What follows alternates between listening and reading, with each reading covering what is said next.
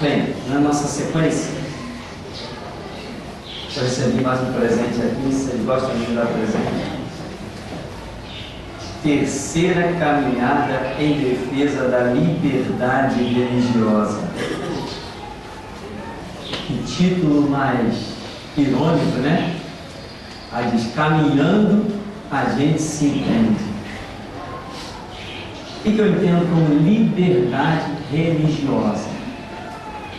Para você falar o que você pensa, para você mostrar o que você concorda, para você mostrar o que você discorda, religiosamente falando. Nós temos o direito até de falar do que concordamos ou discordamos dentro de um sistema jurídico, não temos? Temos o direito de falar do que concordamos ou discordamos, de comentários de jornalista, da mídia, coisas que o jornal publica, coisas que a televisão está colocando aí dia a dia para fora. Nós não temos o direito de dizer, não concordo com isso. E hoje, com a internet, nós temos inclusive o direito de fazer um blog, colocar a nossa opinião e dizer, não concordo com isso e isso que foi dito, que foi veiculado, etc, etc. Você não se acha nesse direito? Lute por esse direito, nem que tenha que derramar o teu sangue ou enfrentar cadeias, algemas e prisões, mas lute por esse direito. Seja livre, não aceite ser escravizado, nem que o teu sangue tenha que ser derramado, mas não te curve à opinião dos outros, busque a sua opinião, que nós temos o veículo da revelação. Temos o caminho da oração e sabemos que a fonte que buscamos é irrefutável. É o maravilhoso conselheiro, Deus forte, Pai da eternidade, Príncipe da paz. Então, aqui nesse folheto, caminhando, a gente se entende, né? Tem a foto de um rabino, tem uma outra pessoa aqui, provavelmente uma muçulmana, toda coberta. Tem um menino com um monte de guia, deve ser daquelas coisas candomblé, babalorixá. Tem um padre que tem uma aqui que parece uma cigana, uma foto de uma mulher que parece uma cigana, mas é a terceira caminhada. Nas outras duas que já passaram, aconteceu que teve lá no meio vários, entre aspas, pastores, vários, entre aspas, evangélicos, e estes com todos os sorrisos, né? Imagina, como é que eu posso dizer que está tudo bem para um rabino, que eu posso me relacionar religiosamente muito bem com ele, se ele está negando o meu Cristo? Eu posso me relacionar com ele como um ser sociável, né? Como um ser humano, beleza, vamos dar os braços e vamos passear juntos, mas religiosamente, não. Religiosamente, ele está num caminho que eu considero errado, equivocado, e eu estou no caminho que eu considero verdadeiro. Eu tenho experiência com Deus. A experiência que eu tenho com meu Deus não está limitada a um livro. A Bíblia para mim é o básico, mas o que eu tenho de Deus na intimidade do meu quarto, isso é muito maior que a própria Escritura revela. Talvez aí esteja a palavra que Jesus disse assim, muita coisa tenho ainda para vos revelar, mas vós não podeis suportar agora. Talvez seja toda essa glória que Ele nos tem revelado na intimidade, que Ele tem feito com as nossas vidas, o que nós não havíamos nem suposto, como diz ele, opera além do que pedimos ou pensamos. Então, nas outras passeadas, um monte de palhaço intitulado crente lá, hipócritas ainda por cima, porque dentro das suas igrejas, eles não admitem que os seus membros fiquem matando galinha, botando no alguidar com farofa e colocando na encruzilhada. Eles dizem que isto é pecado. Mas lá, na orla marítima, eles estão dando os braços àqueles que fazem isso, estão dizendo que está tudo bem. Temos o mesmo Deus, o importante é a fé. Então por que esses desgraçados pastores não colocam os seus membros para colocar despacho nas encruzilhadas, na porta dos cemitérios e mandá-los abrir catacumba e comer cadáver? Já que está tudo bem. Todos nós servimos o mesmo Deus.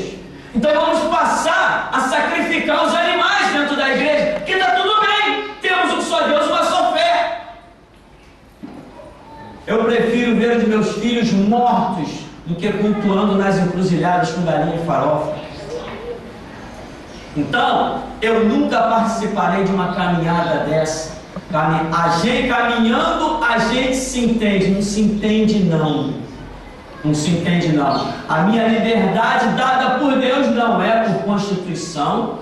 Me autoriza, como Jesus disse, pede por todo mundo pregar o Evangelho. A minha liberdade é de pregar o Evangelho. E o meu privilégio de encarar delegado, juiz, promotor, armas de traficantes e de polícia, isso é privilégio meu. E eu não abro mão desse privilégio. Então, não tem caminhada que a gente se entenda não. Religiosamente, eu não concordo com o islamismo, eu não sou pedófilo, eu não sou estuprador. Eu não concordo com o judeu, porque eu não nego a Jesus Cristo, né? Aquele que foi crucificado pelos nossos pecados. Eu não concordo com os espíritas, porque esse negócio de botar trabalho nas encruzilhadas de galinha com farofa palpidar, isso é uma ignorância. Comer cadáver não é coisa para mim. Eu não concordo com o catolicismo, porque eu não sou adorador de boneco de gesso, nem rezo missa para morto. E eu não concordo com ciganos. Todo mundo sabe que o povo cigano é um povo ladrão, enganador, lendo as mãos lá, roubando o dinheiro do povo aqui no centro da cidade. Você passa ali perto do Campo de Santana, aquela multidão de mulher desocupada, que não tem o que fazer, não procura uma louça para lavar, não procura uma roupa para limpar, e fica ali mentindo que vai ler a mão. Lê a mão de quê? O que está escrito na mão? Então, essa caminhada aqui, não sei nem se a pessoa ia querer esse papel de volta.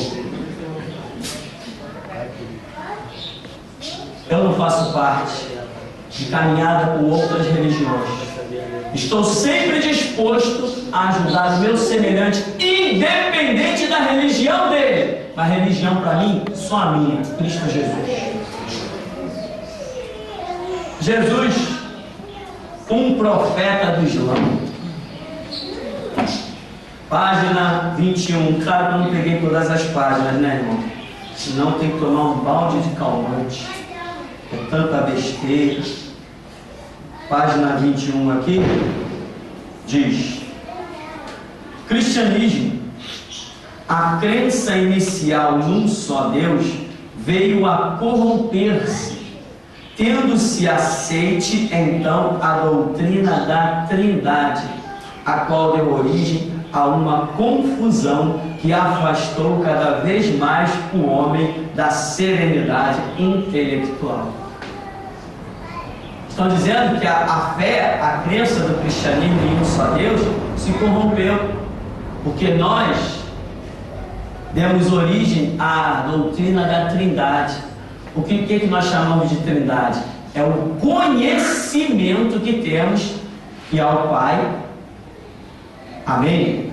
O Senhor Criador, como Jesus Cristo disse, o Pai é maior do que eu. Mas Jesus também ensinou: Deus amou o mundo de tal maneira que deu o seu Filho. Então nós cremos no Pai, cremos no Filho. Jesus falou assim: eu vou para o Pai, e quando eu for para o Pai, eu vos enviarei quem? O Espírito Santo Consolador. Nós temos conhecimento do Pai, do Filho e do Espírito Santo. Nós reconhecemos os ministérios e a obra distinta de cada um.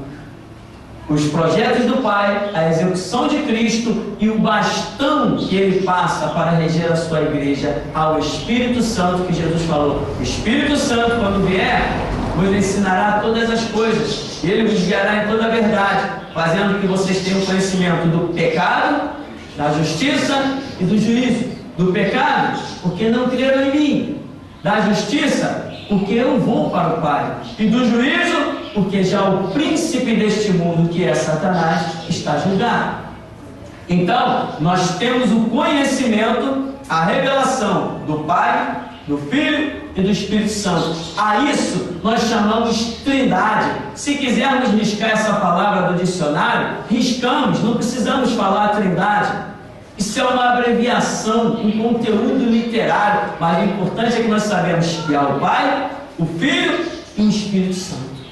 Amém? Como todos os apóstolos pregaram, e como Jesus ensinou, como os profetas falaram, e como desde Gênesis está escrito, que havia trevas sobre a face do abismo, e o Espírito de Deus pairava sobre a face das águas. Então nós temos conhecimento do Pai, do Filho, do Espírito Santo. Isso aqui não é nenhuma profanação. Isso significa conhecimento muito mais profundo do que alguém que apenas sabe que há um Deus perdido lá no céu. Então, essa páginazinha aqui, né? Só essa página por enquanto não presta. O resto a gente vai ver que não presta também, mas daqui a pouco eu vou rasgando uma por uma. Na página 29, tem mais uma aberraçãozinha aqui. Isso aqui é interessante. Jesus numa perspectiva histórica. Quanto maior número de pessoas tem tentado saber quem foi realmente Jesus, mais tem sido descoberto que pouco se sabe sobre ele. Há registros restritos dos seus ensinamentos e de algumas das suas ações, mas para além disso, muito pouco se conhece acerca da maneira como realmente viveu a vida, momento a momento, e como se relacionou diariamente com as outras pessoas. Ora, na verdade nós temos 66 livros em que todos eles revelam a pessoa, o caráter, o ministério, o sentido profético da vida de Jesus Cristo, da manifestação de Deus. Então nós não temos pouco conhecimento, nós temos na verdade um conhecimento insondável, e ainda temos algo poderoso que é o nosso Deus que é vivo e nos responde e nos ensina, em que Ele diz: clama a mim, responder-te-ei, anunciar-te-ei coisas grandes e firmes que tu não sabes. Então, outra coisa, aqui está dizendo, não se conhece sobre a vida de Jesus. Ora, o que interessa? Eu não sigo a vida de Jesus, eu sigo o que me transformou, o que me preencheu, o que me satisfaz são os ensinamentos de Jesus. Isso é tremendo para mim. Não me interessa se Jesus nasceu de uma mulher, se ele veio direto do céu, se ele era um anjo, se ele era uma... Não me interessa, porque o que ele pregou é a razão do meu viver e de não morrer. Eu tenho experiência com ele, né? Outra coisa, a Bíblia fala de um profeta desconhecido. O homem chegou, atravessou a cidade, profetizou contra o altar, viu os sinais, prodígios e maravilhas. Ora, a Bíblia não fala da vida daquele homem nenhum detalhe. Então a profecia dele não tem valor? Teve ou não teve? Foi ou não foi confirmada por Deus? Então, ainda que a Bíblia não contasse a história de Jesus Cristo, a sua profecia não fica desacreditada, porque dia a dia nós temos visto o cumprimento dela. Então aqui diz, certamente as imagens que muitas pessoas deram de Jesus, de que era e daquilo que fez, são distorcidas, embora haja alguma verdade nos 4 evangelhos aceites. Sabe-se que não só têm sido alterados e censurados através dos tempos, como também não constituem registro de testemunhas oculares. Como não? Como que não se constitui registro de testemunha ocular? Olha para mim, eu sou um testemunha ocular da vida de Jesus Cristo. Eu aposto a minha vida que Jesus Cristo morreu na cruz. Aposto a minha vida que Ele carregou aquela coroa de espinho e aquela cruz. Aposto a minha vida que Ele foi posto num túmulo e na manhã do 3º dia Ele ressuscitou. Eu sou um testemunho ocular. Muitos que lá de perto viram isso, ouviram, negaram. Eu estou aqui confirmando isso. Por quê? Porque o Espírito Santo testifica com o nosso espírito. O Deus que nós servimos, Ele é vivo. E esta é a razão, a força da doutrina do Evangelho. Que nós não vivemos pautados em um livro. Nós vivemos pautados em experiências diárias. Porque o nosso Deus é vivo e se manifesta todo dia. Então, olha o que eles dizem, a aberração não constitui registro de testemunhas oculares. Aí vai dizer, não, que o Evangelho de Marcos foi escrito não sei quantos anos depois. O de Lucas não andou com Jesus. Paulo não andou com Jesus. valor a palavra dele? Ué, e de quem tem valor a palavra? Dos muçulmanos, é a palavra deles que tem valor? De Maomé, um pedófilo estuprador, é a palavra dele que tem valor? Então aqui diz, as coisas a respeito da vida de Jesus na Escritura foram distorcidas. Eu tenho que admitir que eu não tenho recebido todo ano a visita do anjo Gabriel para rever os textos, né? Fazer o quê, né? Vai ver que foi distorcido, né?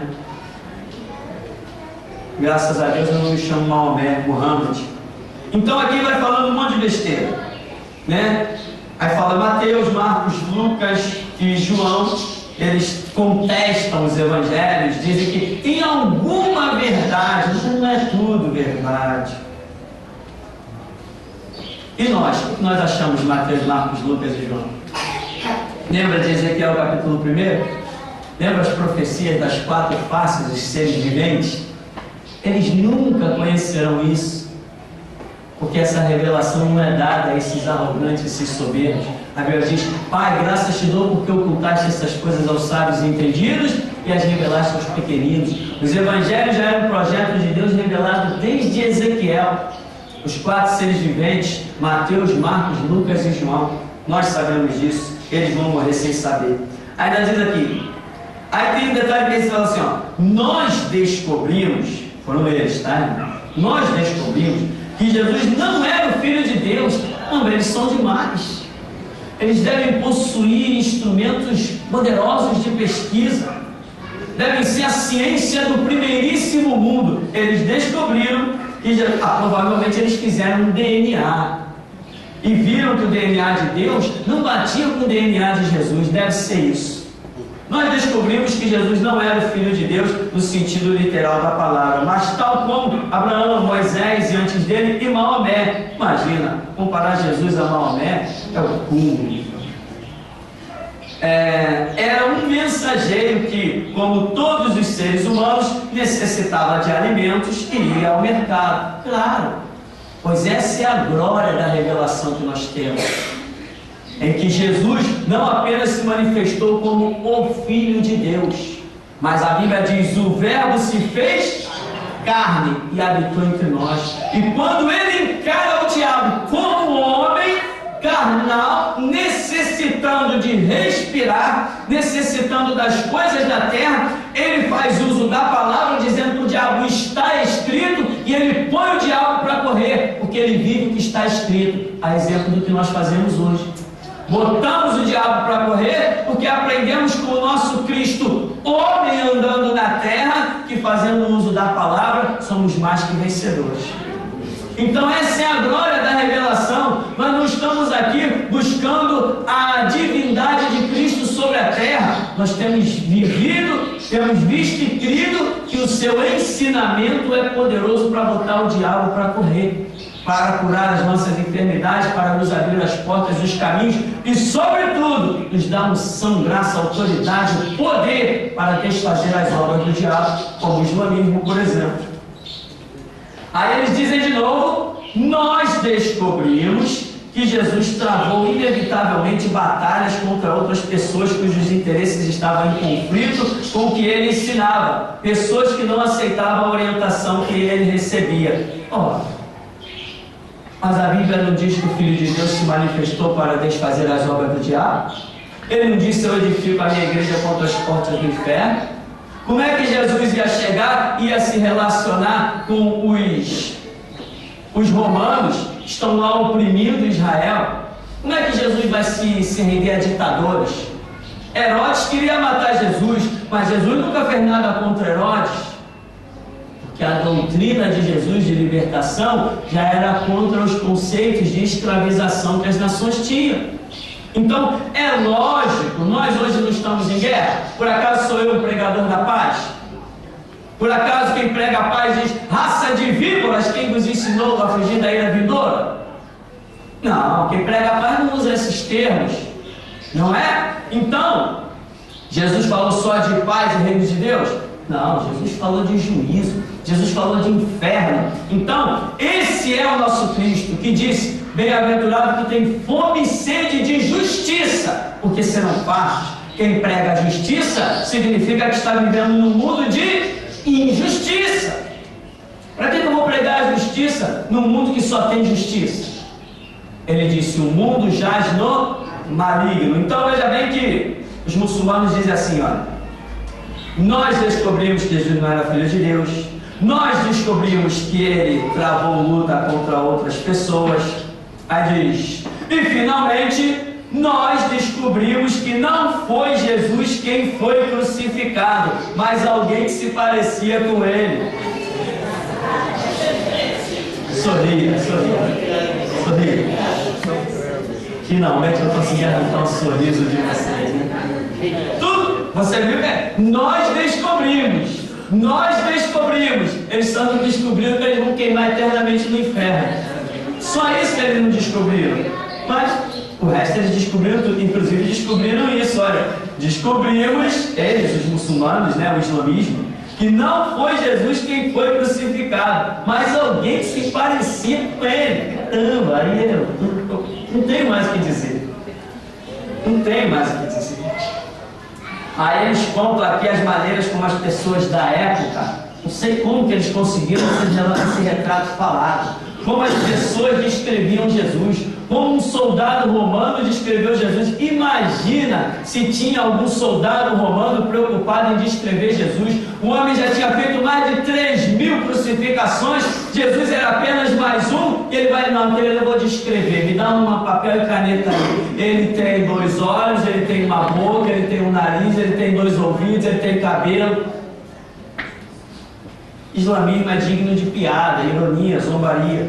Então, meu irmão, tudo eles que descobriram, né? Eu estou aqui na página ainda, deixa eu ver, ainda tem mais um pouquinho aqui. Na página 45 aqui, para nós encerrarmos. Diz assim, olha, presta atenção. A prisão, o julgamento e a crucificação estão rodeados de tantas contradições e mal entendidos que é extremamente difícil destrinçá-los e conseguir penetrar no sucedido, de modo a aprender o que realmente aconteceu. Pensamos que o governo romano foi bem sucedido na utilização dos serviços da pequena minoria de judeus que esperavam beneficiar com a continuação do governo romano em Jerusalém. Primeiro eu quero dizer o seguinte: eu sou plenamente a favor da liberdade de expressão em qualquer sentido, inclusive religiosa. O que eles estão fazendo aqui, eu sou contra, mas eu lhes asseguro com a minha vida o direito de fazer. As aberrações que esses muçulmanos estão se infiltrando no Ocidente, estão fazendo, você vê que aqui eles estão querendo acabar com o cristianismo, não é verdade? Não, quem foi crucificado não foi Jesus, era o sósia dele, era o crone, era o irmão gêmeo, sei lá quem era. Nós discordamos, nós zombamos, nós vamos combater? Sim, mas eu sempre vou dar a eles o direito de dizer e escrever o que bem quiser. Assim como eu me darei o direito de escrever, dizer o que bem quiser, inclusive rasgar o Alcorão quantas vezes eu quiser. Eu dou esse direito a eles, porque eu também tenho esse direito. Então, ele diz aqui que a crucificação está rodeada de contradições. Aí ele diz assim: Judas Iscariotes, um discípulo de Jesus, deixou-se persuadir pela promessa de receber 30 peças de prata, se através da sua ajuda Jesus fosse preso, de modo a evitar qualquer outro problema. Foi decidido esperar pela noite. Ao chegar ao local onde Jesus tinha ido com alguns seguidores, Judas tinha ordens para beijar Jesus, para que os soldados romanos estrangeiros o pudessem identificar. Porém, o plano foi mal sucedido, pois quando os soldados surgiram na noite, seguiu-se um tumulto. Os 2 judeus confundiam-se no escuro. Para, continua. Estou chorando,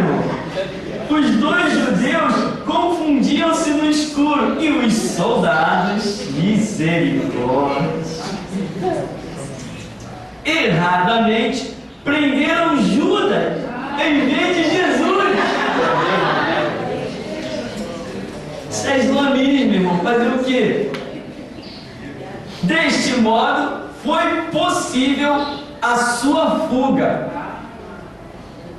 O Alcorão diz: eles não o mataram nem o crucificaram, apenas lhes foi sugerido isso através de uma ilusão.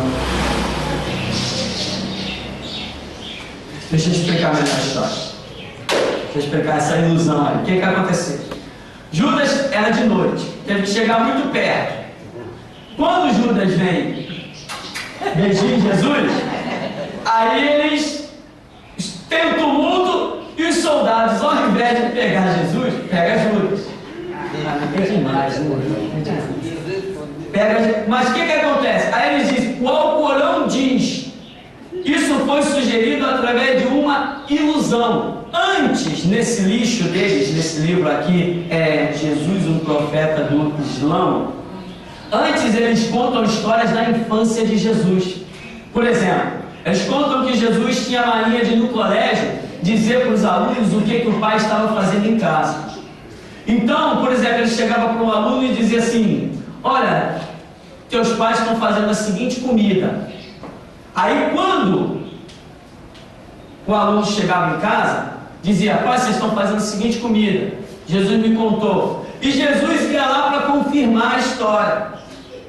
Então, isso é islamismo, né, irmão? Fazer o quê? Eu sou obrigado, eu estou aqui na frente, né? Fazer o quê? Tem que ministrar isso aí para você. Desculpa tomar o seu tempo hoje, mas fazer o quê? Pelo menos você se distrai um pouco, sorrir um pouco. Coisa que quase a gente não tem por aqui, né? Então, quando Jesus chegou na casa, os pais esconderam o menino, se escondeu um grupo de pessoas dentro de uma casinha. Aí Jesus chega e pergunta: cadê o fulano? Aí alguém responde assim: não está aqui não. Aí Jesus falou: pai, então, quem é que está dentro dessa casinha? Aí, desse barraco aí. Aí a pessoa disse assim: não, quem está aí são os porcos. Aí Jesus disse assim: ah é? Então seja conforme a tua palavra. Quando abriu-se, as crianças tinham se transformado em porcos. História do Alcorão, história de islamismo. Aí então, quer dizer, eles vêm contando várias dessas historinhas para dizer que Jesus tinha esse poder da ilusão, esse poder dessa transformação. Depois lá eles fazem isso quando diz no momento da crucificação. Jesus dá um truque de mágica, um truque de ilusão, e o que faz? Faz Judas ser crucificado no lugar dele e ele foge. Aí, como a Bíblia diz que Judas suicidou, você vai ver Jesus se suicidou, né? Fazer o que, né, irmão? Então, isto é islamismo, um lixo que está invadindo o Ocidente. Vai conseguir sim o seu espaço, claro, se o catolicismo está aí, se a macumba está aí, a quimbanda, a umbanda, se está tudo isso aí, qualquer doutrina lixo, o PT não está aí com o comunismo, qualquer lixo sempre encontra uma cabeça desavisada. Mas nós podemos dizer que até aqui eles têm ajudado o Senhor. Tem perguntas na internet? Não? Alguém tem pergunta para nós fecharmos nesta manhã? Nenhuma? Bom, vamos ficar por aqui então. Vamos editar esse vídeo bonitinho e vamos botar de presente na internet. Quem sabe algum islamista se sinta ofendido e queira falar alguma coisa. Vamos ouvir então? Só mais um instante então. A pergunta do Romo, lá de Santa Catarina, ele diz assim: na escatologia, o islamismo tem um ponto importante no tempo final com relação às profecias de Apocalipse. Não, ele está perguntando se o islamismo tem um ponto importante no tempo final com relação às profecias de Apocalipse, ou é só mais um dos aliados de Gog na sua investida, ou algo a mais? Profecias dos tempos finais, para mim, é Apocalipse. Não cabe nenhum espaço mais ali. Nós vemos a coisa detalhe por detalhe, né? juntando com alguns detalhes lá de Ezequiel, né, aquelas coisas que falam de Gog, Magog, Ezequiel 37, Ezequiel 38, aquele cenário todo.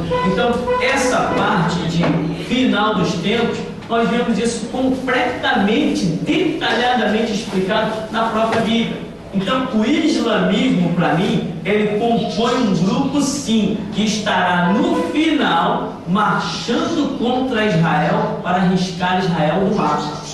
É isso que eu vejo. E Israel que se cuide, porque essa vai ser a história dele. Eles vão ter que clamar e clamar muito, chorar lágrimas de sangue. E quando Israel entender que tem que clamar pelo nosso Messias, Yeshua HaMashiach, Jesus Cristo Messias, aí virá o livramento deles.